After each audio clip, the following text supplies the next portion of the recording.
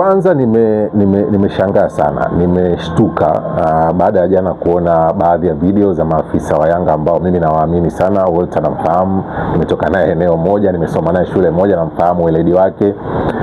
Priva namfahamu, nimefanya naye kazi ofisi moja zamani, namfahamu weledi wake na wengine. Nimeshangaa sana kuona wakifanya jambo ambalo kimsingi kwenye mpira halina usawa. Mimi ninachokifahamu, mtu mwenye uwezo wa kukagua uwanja na kusema unafaa au haufai ni kamisa wa mchezo ambaye kapangwa kwa ajili ya mchezo huo, lakini pia marefa ambao watakuja kuchezesha mchezo wana uwezo wa kukagua uwanja na wakadundisha mipira, wakatoa tamko kwamba kwa aina hii ya uwanja hauwezi kuchezeka, na hilo linafanyika muda wa mchezo. Yani kama leo saa 12 kamili wakiingia waamuzi pale, akiingia kamisa pale, wakikuta uwanja umejaa tope, ndipo wanapoweza kutoa tamko kwamba jamani, mchezo huu haupo. Sasa nimeshangaa kuona maafisa wa Yanga hao wawili watatu na baadhi ya makocha wakidundisha mpira saa 24, tena sio saa 30 kabla ya siku ya mchezo.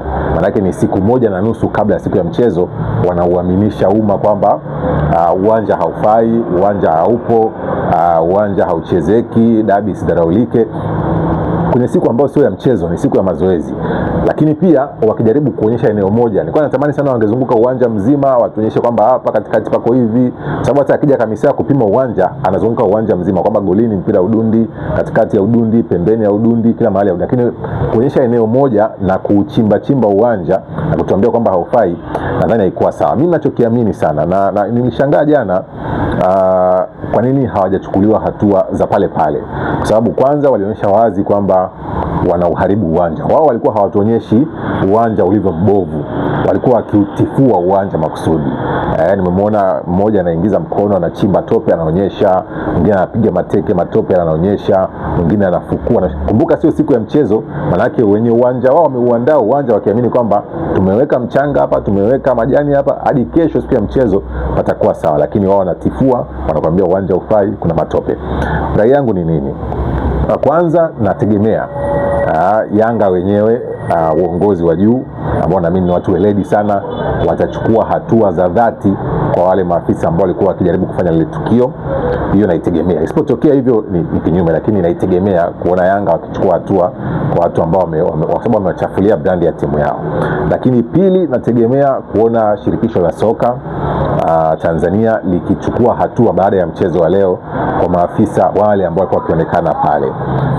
Sio tendo la kiungwana sana na lingeweza kuzua taharuki. Tunafahamu ukubwa hizi timu mbili, Simba na Yanga, wanapopata propaganda kama zile, taarifa kama zile, ni ngumu sana kuaminisha watu kama ni propaganda. Kwa hiyo ingeweza kazuka taharuki, watu wakafanya fujo, wakaenda wakafanya hiki, ingeweza ikaleta kitu kingine ambacho hakipo. Kwa hiyo nategemea kuona shirikisho la soka likichukua hatua kwa watu ambao wamefanya tukio kama lile la jana. Lakini pia anategemea hata wao wenyewe pia kujitafakari, kuona alichokifanya sio sawa, kuomba radhi.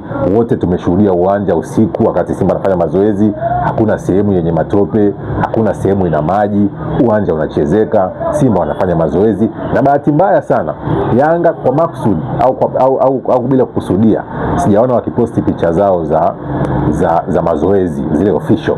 Wameishia kuposti kuongea na waandishi pale, lakini hawajaposti kwamba walifanya mazoezi. Kwa bahati mbaya na makusudi, lakini hawajaposti. Kwa ninachokiamini hata wale wenyewe kwa kufanya jana pale, wanayo nafasi ya kuomba radhi watu, kuomba radhi umma wanasoka Tanzania kwamba walichokifanya kingeweza kikaleta madhara makubwa. Sawa, inawezekana uwanja ulikuwa una changamoto maeneo kadhaa, lakini tunafahamu kuna maeneo ya kupeleka malalamiko yako.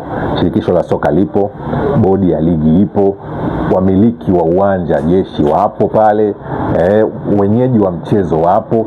Kuna nafasi ya kupeleka malalamiko sehemu, bwana, tumefanya mazoezi hapa lakini tumegundua upande wa kulia wa uwanja kuna tope, au tumegundua katikati ya uwanja kuna maji, mnatusaidiaje ili kesho mchezo uwe sahihi? Majibu yanatoka. Lakini kwa sababu hawakuwa tayari kufanya hivyo, wakaamua kuonyesha kwa waandishi wa habari, kuzichimbua tope na kuonyesha watu, naamini hatua zitachukuliwa, na mimi sitaki kuamini kwamba watapita hivi bila kuadhibiwa, na itakuwa ni fundisho pia kwa watu wengine kwamba mamlaka zipo, zinafanya kazi, na kama kuna malalamiko yote ya mchezo wowote au ya jambo lolote kwenye uwanja, kuna watu wapo kwa ajili ya uwanja huo.